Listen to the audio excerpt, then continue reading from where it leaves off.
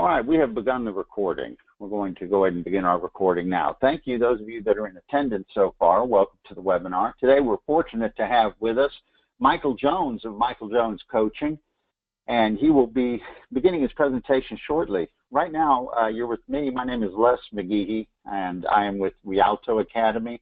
We're hosting the webinar today. We support Michael Jones Coaching and all their great materials. And so we help with the webinars. We have some announcements that we're going to make about some upcoming events. We'll let you know about that. We don't want to take a bunch of time away from the program yet. We will make you aware of those things. And then at the end of the program, we will do that again. So for right now, you probably want to have note paper ready, even though we'll be giving you a recording in email after the event.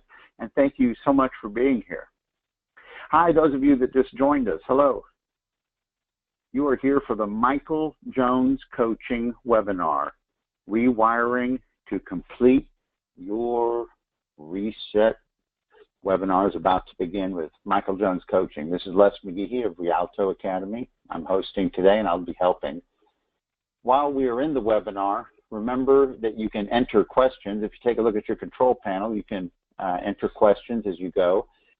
Michael Jones will be answering questions in a Q&A after he presents the slides from the presentation. Hi, those of you that just got here, we're about to begin. Hold tight. You have arrived at the correct place for Michael Jones Coaching Reset webinar today. Thank you so much for being here.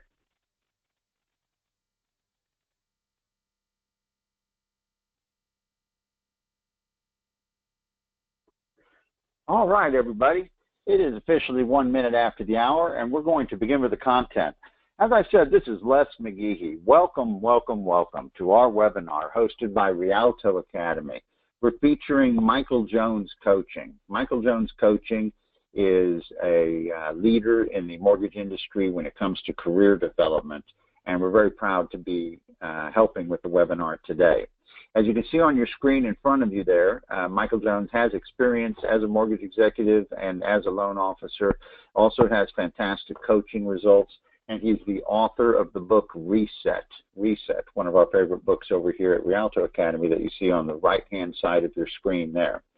So Michael, if you are with us and ready to go, why don't you say hi to everybody and let's get this thing started.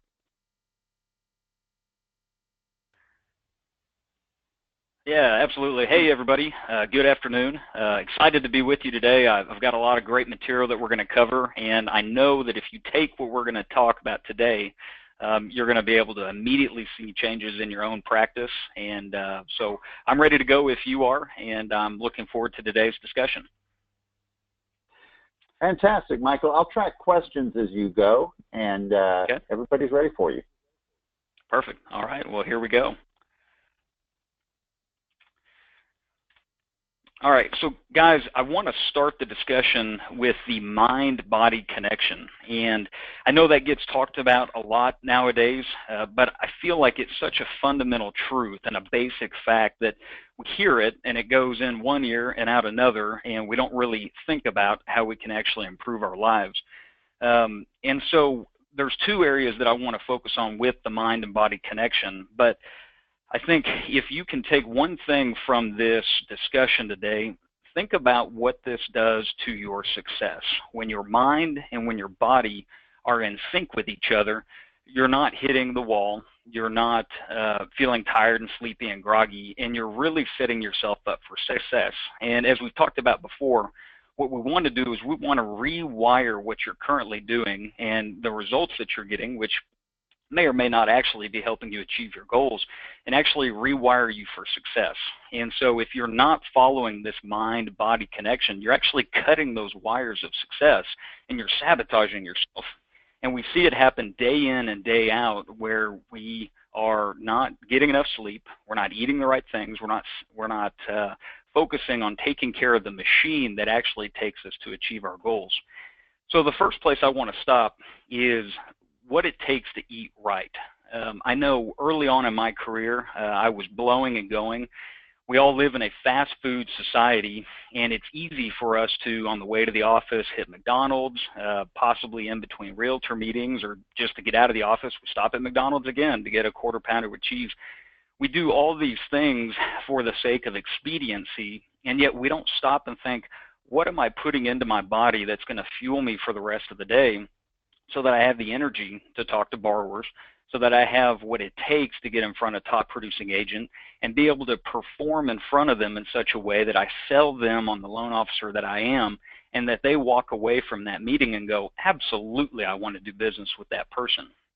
And as fundamental as it is, what you're eating is actually fueling that. And so I want you guys to start thinking about your day in advance. I want you guys to start thinking about what it is that you're putting into your bodies from the get-go that's going to allow you to have the energy that you need to get through the day, and also allow you to do it in such a way that you're operating at your peak efficiency. So a couple of pointers here is that you want to stay away from carbs as much as you can. That may seem like a no-brainer, but one of the things that used to sabotage my success is that I would find myself eating a burger and fries for lunch, and then I'd go back to the office and I had zero energy and zero motivation to actually make the calls that I needed to make in order to have the closings to fuel the lifestyle I wanted. Another thing is to make sure that you're eating breakfast. Again, in today's fast-paced society, you're probably replacing breakfast with coffee. But if you set your day up right, you'll have the energy that it takes to get you from breakfast to lunch and then ultimately to dinner without crashing as soon as you get home. And then as a final point there, guys, stay away from heavy meals at night because if you've heard me speak before, or if you've heard other successful people speak about their routines, their mornings are incredibly important. And so if you're sabotaging your morning by eating heavy carbs or eating poorly at night and possibly even drinking, you know, I'm not against drinking, but certainly that can derail you from success if you do a little bit too much. All those things need to be considered as you're trying to fuel up to have the best possible day. So I want to take just a moment. Have you guys ever thought about keeping a food journal, or does anybody currently track this where they're very regimented about the meals that they consume, when they're consuming them, and really how they're consuming them? If you slam down a meal in 10 minutes, it's not good for you either. So I want to take just a moment. Do any of you guys currently do that, track what you're doing? Unless as those responses come in, if you wouldn't mind reading a few. Yeah, Michael, we're getting a mix right now. Some do and some don't. And it looks like we have two comments that are of the same category, which is about time. And I know that I've heard you address that before as well, that is it really a time expenditure to commit to breakfast? Mm-hmm. Yeah, I think that's an interesting point, and I want you guys to rethink your day. We all have a certain number of minutes, and we want to make sure we're using those minutes to the best possible extent, but I think people focus way too much on time, and they really need to focus more on energy, because you can accomplish more in less time if you have the right energy to do so. So you may be able to accomplish in 5 or 6 hours what would take somebody 8 hours if you're fueled up the right way. So I don't want you guys to get tripped up on, you know, I've got to be in the office from 9 to 5, and I don't have time to really go inside and take care of myself. Take time to sharpen that axe and chop that tree down in less time. So if you aren't yet, one of the takeaways from today's discussion is actually to, again, plan your meals out in advance. Actually keep a log of what your energy is and what your food consumption is, because you're sabotaging your success. I don't want to spend the whole time on that, but it's incredibly important, and it's these little tiny things that oftentimes can be game changers for us and help us rewire for the success we want to see. Moving on to the second component of starting your day right and having that mind and body connection. We talked briefly about the miracle morning last time. That's a morning routine I believe wholeheartedly in, and I actually do this routine every single day, or 5 days a week, as often as I possibly can. And as they're currently structured, they're scribing, affirmations, visualizations, exercise. What we're going to talk about next is item number 4. And yet I think it's important for you to own the sequencing of your morning in such a way that it empowers you to be as successful as possible. And exercise is a proven method to get your body operating on all cylinders and to really own the day. Your metabolism is going to be up, your body is going to be fueled, and you're going to have that energy, in addition to eating right, to really carry through the day. And so exercise is something that oftentimes gets overlooked, again, for expediency's sake.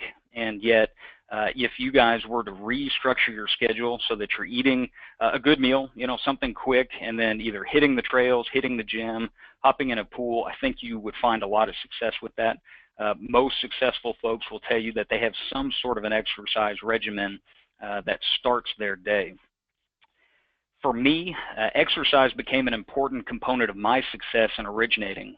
Whenever I first became an originator, I was a CPA at a successful company, but I was very, very stagnant. I was sitting in a cubicle for 8 to 10 hours a day, and my health was poor, and I really struggled to get through the day. And so whenever I became a loan officer and was able to take ownership of my day, I threw myself into running, and I still reset my mindset and my day through running. But I want to make an important point here. While I'm going to talk about running and how you can use that to fuel your career and some of the mind-body connection that comes out of that, realize that it's not limited just to running. Anything that you can do that is high cardio, high-intensity cardio, whether it's swimming, it could be stationary bicycle, it could be any number of things that allows you to accomplish the same thing. Please consider that what we're trying to do is get you to outdo yourself. We want you to stretch your boundaries and exceed what you can currently do, so that you can build up in yourself a mental toughness. But before we talk about the reset journey I had through running, I want to take a second and read to you guys a poem. If you were with me last time, you heard me read a poem that was near and dear to my heart. And it's also in Gary Keller's The One Thing. But today's poem has to do with opportunity. And I encourage you just to hang in there. Some of these words are a little bit oddly structured, but I think it's very important, and I hope you'll internalize the message. The poem is Opportunity by John James Ingalls. And it starts as, master of human destinies am I. Fame, love, and fortune on my footsteps wait. Cities and fields I walk. I penetrate deserts and seas remote, and passing by hovel and mart and palace, sooner or late I knock unbidden once at every gate. If sleeping, wake. If feasting, rise. Before I turn away. It is the hour of fate, and they who follow me reach every state. Mortals desire and conquer every foe save death, but those who doubt or hesitate, condemned to failure, penury, and woe, seek me in vain and uselessly implore. I answer not, and I return no more. So I encourage you guys, I actually have a number of these poems spread out of my office, because as I look at them on a daily and weekly basis, it gives me a good deal of encouragement to take a step back and consider where I'm at, where I've been, and what do I want to accomplish. And this particular one I think is important because all too often we let ourselves get into a time trap where we think we have plenty of time, and we ignore opportunity as it comes our way. And as the poem states, opportunity oftentimes comes maybe once in a lifetime. And in my opinion, being a loan officer in today's environment with all the demographic factors, the technology that's at our fingertips, this is the opportunity of a lifetime for you to really use your mortgage career as an investment or as a vehicle to achieve all of your life goals. So I hope you guys enjoyed that. I'll pause for a moment, see if anybody maybe has heard of that or has any thoughts. And Les, if those come in, feel free to share them. But did anybody resonate with that? Michael, we have one comment that said that they really love that there's poetry in these sessions. So somebody who attended last week and last webinar and this webinar, they like that you draw on poetry. I guess I have a question I'd like to get in here too, which is I've heard you talk about, and I think you're going to address it today, the thing that you know to coach to about affirmation and incantation and whatnot. And I was wondering if poetry has a larger power for us in terms of affirmation and incantation. It's interesting that an achiever like you has poetry in your lesson, and an achiever like Gary Keller has poetry in his #1 book. What do you think about that? Yeah, no, I definitely think there's a connection there. For me, and I think for many others, anything that you can use to make it easy to remember stories and anecdotes and things like that is incredibly helpful. And as we'll talk about in a little bit with incantations, it's almost a magical word. It's kind of where the word comes from. And poetry has a way of being magical, the way the words are written, and the meaning it can place in your life, and the way that you remember them because of the way they're written. I think is incredibly important. And so, yes, I think poetry and incantations oftentimes go hand in hand, and that's why I have the poems around my office that I do, because it's a daily reminder that I can read to myself, I can recite to myself, and all that goes to change my mindset and helps me achieve my goals. Well, that's excellent. Cynthia says she's a fan. Thank you very much. Oh, great. Well, thank you, Cynthia. All right, guys. Well, we're going to move on, and I'm really excited about this next part because I don't think this gets talked about very often, and it's really, really powerful. It's something you could go out tomorrow or even today, for that matter, and implement into your life to see some radical change. So, like I said, I'm going to talk about resetting through running, but it's not critical that you incorporate running into something to help you rewire.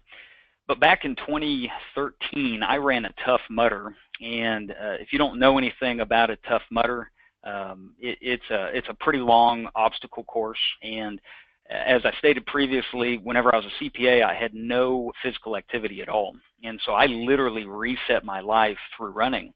And what I found through running is that not only did that help clear my mind of any issues that I was facing, anxieties I had of being in a new industry, and trying to overcome mental blocks of how do I approach these realtors and get business? How do I approach top agents and be their preferred lender? But it allowed me to really build up a certain amount of mental toughness. It allowed me to push past my limits of what I thought was possible. And so just to briefly give you an idea, a Tough Mudder is a 10 to 12 mile race, and it has about 25 military-style obstacles, including getting electrocuted, which I found out about the time I was actually doing the race, which was a bit of a surprise. But I figured after the race, if I can run that far, if I can do that many obstacles, and I can be electrocuted and survive, I can probably accomplish just about anything. And that was one of the things that I took from that race. I really went about business, I went about my relationships, and I went about my life in a much more intentional manner because I had created this mental state that I could accomplish whatever I set my mind to, and nothing was going to hold me back.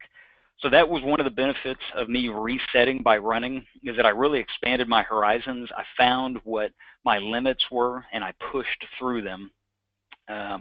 But the next thing that oftentimes doesn't get talked about very often is it's the neurochemical response that goes on in your brain whenever you're running or exerting yourself through high-intensity cardio.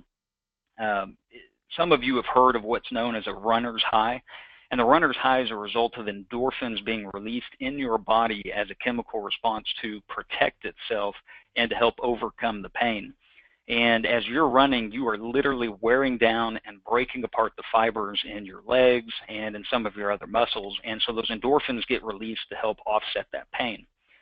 What's interesting about that is while the run oftentimes is painful, the aftermath is these endorphins that are still flooding about your mind, and it takes away that pain. It actually results in you wanting to run more and harder because you want to get that runner's high again. It's a literal natural high.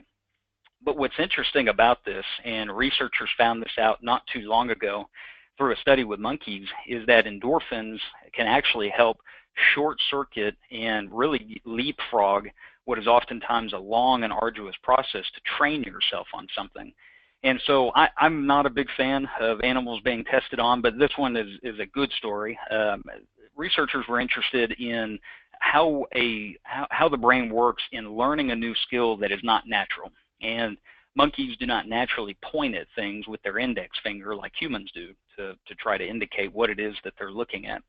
And so researchers went through the exercise of thousands of times manipulating this monkey's hand and pointing their index finger at something in order to train the monkey that from here on out, if you want to point at something or get our attention, you need to use your index finger.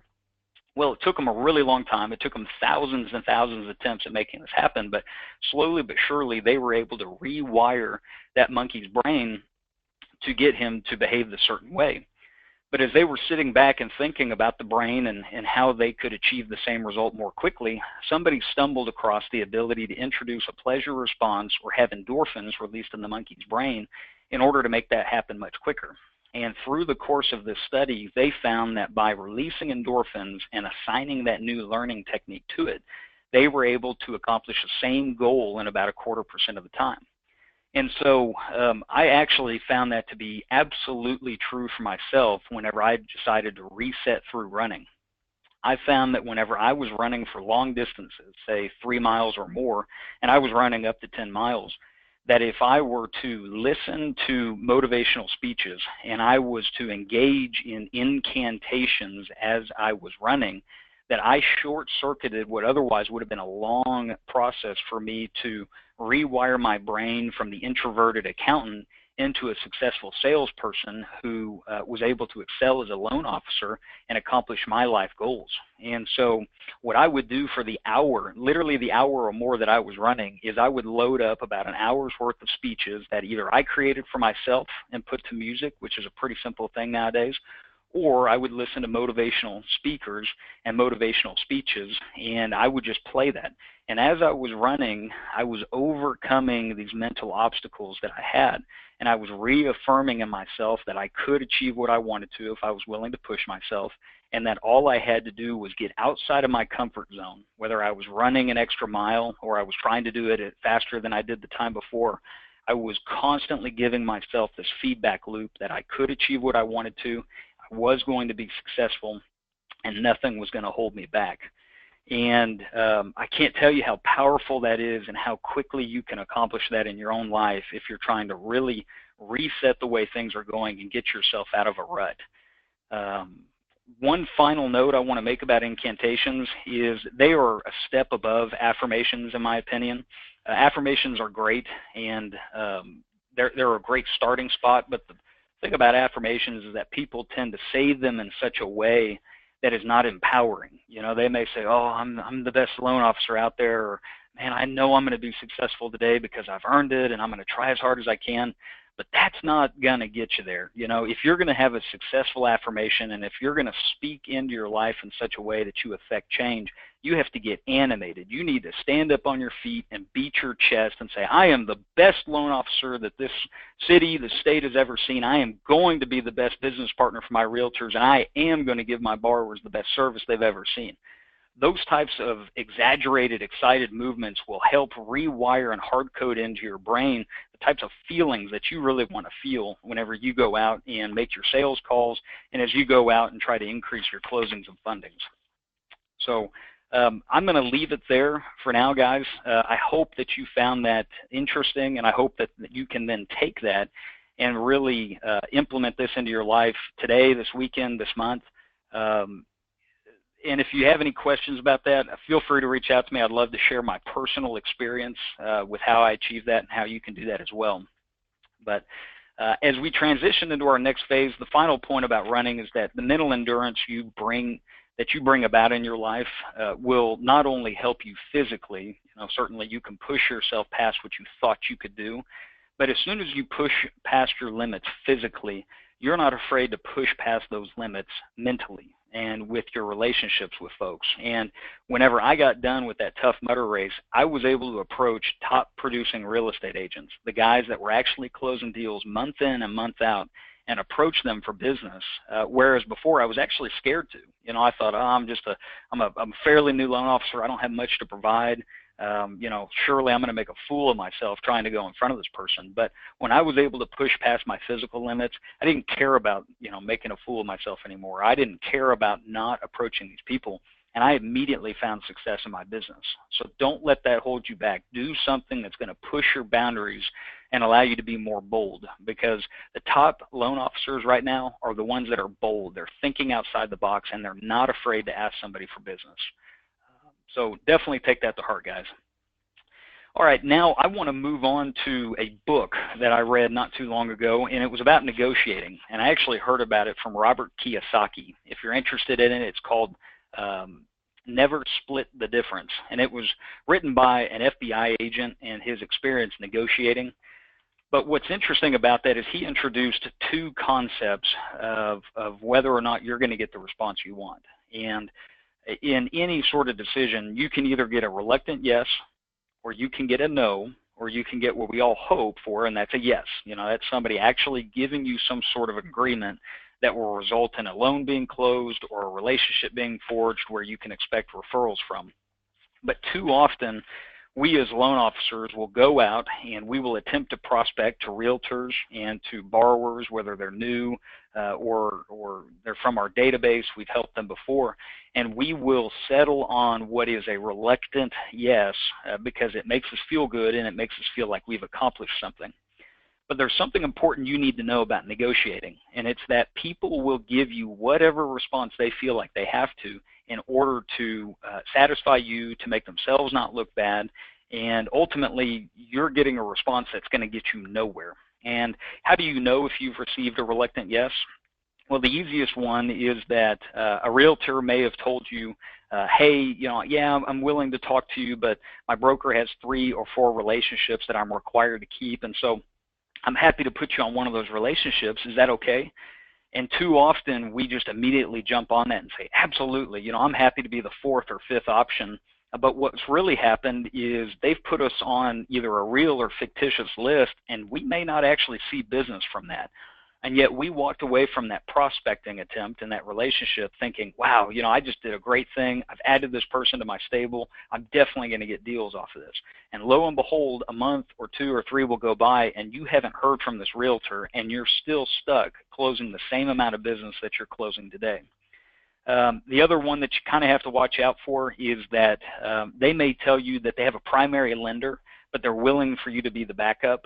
And while that may not seem great, and we'll actually address it in the next point, which is how to get to know and why that's a good thing, but this is another dangerous one, because even though some of the best relationships take a year or 2 to forge of you actively going after the business, it still is going to essentially placate you. You're going to check it off the box of I spoke to Mr. or Miss Agent, but I still am not getting business in the door, and I'm just hoping and praying this other loan officer screws up where I might get an opportunity at the apple.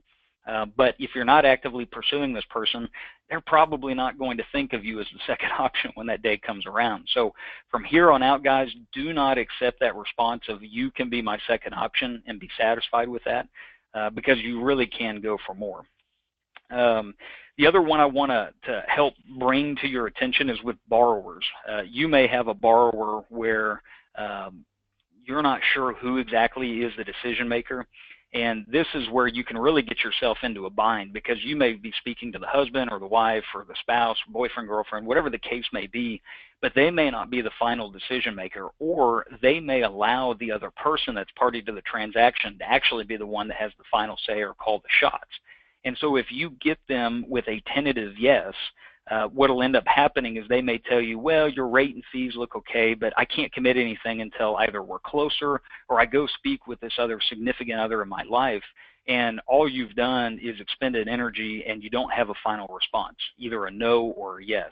So be on the lookout for those guys. If you ever get the sense that you're not speaking with the person that's making the final decision, try to get them in the email chain, have a phone call with them, a face-to-face. Make sure that you're not getting just a tentative yes, because ultimately that's going to result in a deal that blows up or is not actually a closed transaction. But I want to talk about next, how do you get to no? Because while no may seem painful and it may seem like a bad response for us to get, it's actually one of the best things that you can hear other than a firm guaranteed yes, because the no at least gives you some sort of objection to overcome. If somebody tells you no, I've got another lender, or no, now's not the right time for me, you can then ask them, okay, well, what does it take to become your lender, Mr. Realtor? What do I need to do? What do I need to offer that this other person's not doing?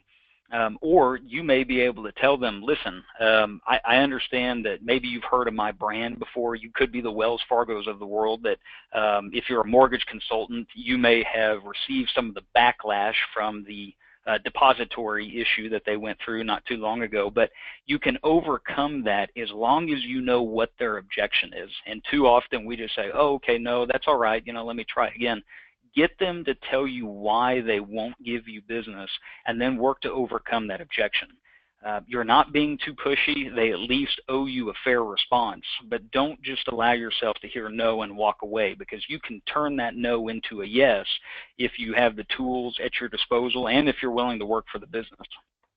So I hope that's helpful. I really want you guys to try to take that to heart and be thinking of ways to overcome objections in advance. Think of all the different responses you could receive and work to overcome those objections. And the bottom line is, guys, one of the best things that we as loan officers can do, and we'll talk about this in a future webinar, is if you want to secure a realtor relationship, offer them business. That is the #1 secret to get a realtor to send you their exclusive deals, or at least get a bigger portion of their deals. And we'll talk about in a future upcoming webinar how you can actually accumulate those leads. And I'm excited to teach you guys that, because that'll take your business to a new level. All right, guys, we're moving into the final section here, but I want to talk about the golden goose. And many of you probably heard this story years ago as kids, and you may have even really forgotten what it's about. But I'm fond of telling my loan officers that I coach, go for the golden goose.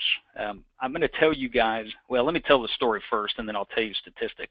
If you remember, the golden goose was a goose that a farmer had that all of a sudden started laying golden eggs. And day in and day out, this farmer could actually bank on the fact that this goose was going to lay him a golden egg, and slowly but surely he became more wealthy and affluent. Well, the downside of the story is that the farmer got a little bit greedy, and he ended up killing the goose in order to get more gold right away, because he thought there must be some big gold machine in here. There must be something that's creating this gold that I can get access to right away and start printing as many golden eggs as I want. But the moral of the story that I want loan officers to take away from this is to find enough agents that you can call your golden goose agents, that you can bank on them sending you business month in and month out, and you don't jeopardize that relationship by taking advantage or by taking for granted what it is that you have with this agent. So here's a very interesting statistic that loan officers don't focus on enough, but I think it's so incredibly important. The National Association of Realtors has published a statistic now for many years, but the most recent statistic was 2016. And per that statistic, the average gross income, or the median income for real estate agents across the nation, was $42,500 in commissions. And I did a little bit of back of the napkin math there. If they were using Texas numbers, that would equate to, say, 3 or 4 deals per year, and that's the median. And all too often, we as loan officers are afraid to go after those big fish. We're afraid to approach those top agents, and we're working with, we're speaking with, we're expending energy on agents that are only ever going to close 3 to 4, maybe 5 deals a year, and that's the norm. And so if you're calling on all these agents that can only produce 1 or 2 loans per quarter, you're wasting a lot of your time, and it's no wonder that you go month after month on this roller coaster of funding, feast, and then famine, because you're working with the wrong agents. You're working with agents that may not have the abilities that they need to have to really take their business to the next level. The key takeaway there is find realtors that you can really build your book of business with, realtors that are going to be closing at least 1 transaction a month. A 1 transaction a month realtor is a big deal, and if you're able to find somebody that can close 2 or 3 or 4, you need to double down and do whatever it takes to get their business and become their preferred lender, and slowly but surely step away from those relationships that are only sending you 1 deal a quarter, or if they're still willing to send you that deal, don't spend as much time chasing them, and thoroughly vet any agent that you're about to enter into a relationship with, because you could end up spending time, money, and energy on a relationship that cannot produce what you need it to produce in order to achieve your goals. So guys, that's what I've got for today. I really enjoyed the material. I enjoyed speaking with you, and I know that if you take some of these things to heart, you really focus on what your diet is, what your exercise habits are, that you are pushing your boundaries and allowing that to manifest itself for incantations, getting your mind on the right path, that you'll have what it takes to go after those golden goose realtors and really build your book of business. So Les, I'm going to kick it back to you and see if we had any questions or comments come in. Fantastic, Michael. Thank you very much. We do have some comments and questions. I will feed those to you.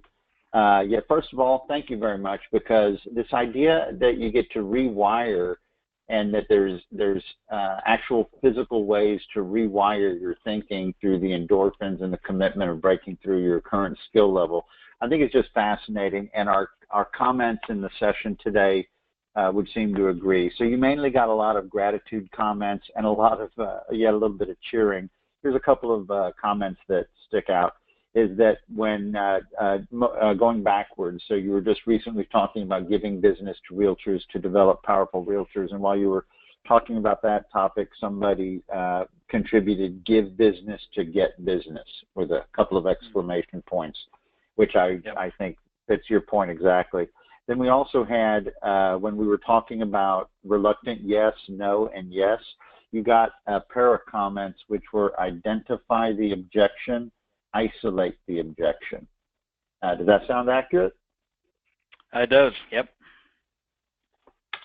So getting them to say no, when you find out why they said no, at least now you have a target, is what I'm understanding from you. Yes. Okay, exactly. fantastic. You have the ability. Mm-hmm.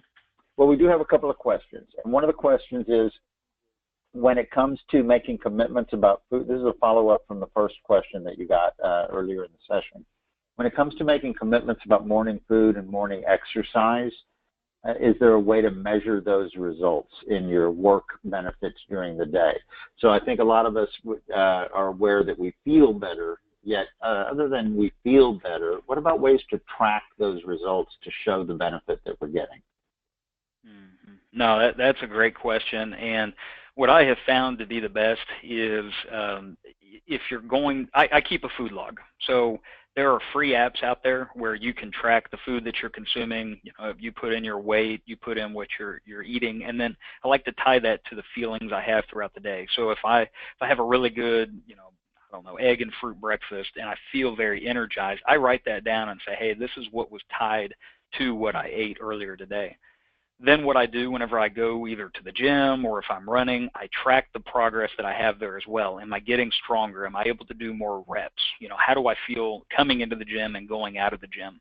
And then as it pertains to your career, because, we're hopefully doing these things that ultimately fuels our business and results in more closings and income, is, am I making more calls? Because you should be keeping a call log. You should be keeping a hot 5 or 10 realtor list, somebody that is in your radar that you want to be in a relationship with, and you should be making calls to those people and finding ways to get in front of them. And so you should be able to look back at your call logs on a weekly or a monthly basis and say, wow, I was able to pick up 2 agents this month, and I felt better about it. I was more bold about it. I was more creative in my solutions, and it's because I'm putting the right fuel in my body. So that's how you can track whether or not your activities are being successful. All right, fantastic. So we want to see it in our dashboard numbers. We want to see it in our results. That's fantastic. Well, the last question that we have that came in for you, Michael, is, are you including this in your coaching? And when somebody takes reset coaching with you, are these subjects that you cover in coaching? Yeah, absolutely. In fact, we cover them every single time we meet. So folks, many times we'll meet once a week, sometimes a couple times a month. But as part of that discussion, I'm always asking them, what does your morning routine look like? What does your savers routine look like? How is your energy? What are you consuming in terms of food? Are you hitting beer or wine a little bit too much? What do your weekends look like as well? And so I really try to approach this from a holistic perspective, because what you're doing from the 9 to 5, what you're doing as a loan officer is incredibly important, but you also have to focus on the activities that you're doing before and after what we would consider normal work hours, because that's going to drive your attitude, that's going to determine the energy you approach your business with. And so I absolutely hold people accountable to the goals that they want to set in their life, and then give them some suggestions if they're struggling. That's fantastic. Well, those are all questions that we have, and I think that was a great webinar again, Michael. Thank you very much. I believe we have a screen where I can let people know about these upcoming events, and we'll also send you all a note so you don't have to remember everything. Yet, just as a reminder, we do have an August 11th workshop in Dallas. That's the Michael Jones Reset, Revitalize Your Career workshop in Dallas. We'll send out with the recording of this webinar, we'll send you a registration link for that. Please share it with anybody that you know that is growing themselves within the industry, and come and join us in Dallas on August 11th. Also, we have another webinar coming up in a few weeks. We would love to have you join us again. We hope you're finding great value in the webinars. If you have any input for us, please send us a note. Michael practices what he preaches, if you will, and likes to see notes about any ideas people have or questions they have for upcoming content. So let us know about that. And then also, like we had told you at the beginning of the session, we have a free gift for you, and that's this assessment. The Reset Coaching Assessment is a thing that Michael came up with, that you take a call with him, and he'll walk you through this reset assessment, and it'll allow you to analyze your opportunities for growth, where in your skill set that growth will come from, and whether or not that's the sort of thing that is grown best through training or coaching or book recommendation. The three primary toolkits there are education, training, and coaching. And so that assessment helps you to find your own action plan to grow yourself going forward. The coaching assessment is a $249 product, yet Michael gives it away as a gift to anyone who attends the webinars and requests it, so that's a free gift to you. Other than that, we're just looking forward to seeing you on the next webinar. So thank you all very much for being with us today. Thank you very much, Michael Jones Coaching, for another great webinar. All of you go ahead and get some great results, and when you use these techniques and they improve your career and your satisfaction, please send us a note and let us know about that. We'll use your positive results to help encourage our fellows who are growing themselves in these webinars with us. All right, thank you all so much. Please look for the email that you'll get with the recording and a reminder about these dates. Until then, best of luck to you. Have fun and pursue your success. We'll see you on the path of mastery. Thank you again, Michael Jones. Thank you, guys.